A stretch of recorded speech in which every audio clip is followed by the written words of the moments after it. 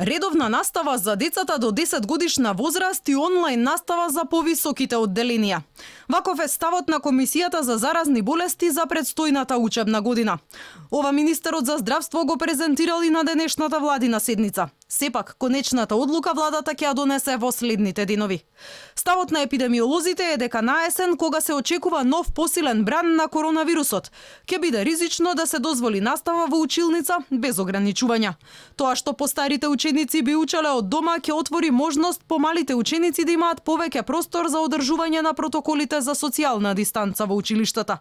Сепак од комисијата се децидни. Конечната одлука за тоа кој модел на настава во која општина ќе се имплементира ќе ја даде надлежното Министерство за образование. Денешниот состанок на Комисијата за заразни болести и работната група од образование не се одржа. Бил презакажан за утре, но извори од комисијата брифираат оти состанокот бил одложен бидејќи представниците од МОН не дошле на средбата.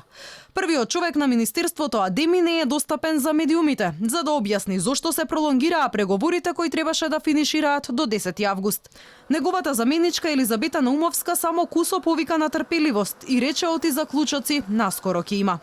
Неофицијално, работните групи разгледуваат неколку верзии: учење со скратени часови, ротација на смени и настава во групи.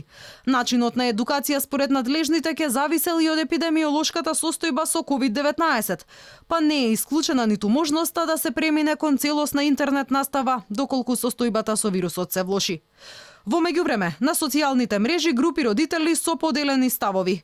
Едни сметаат дека децата мора да се вратат во училишните клупи, други пак бараат децата да им учат од дома.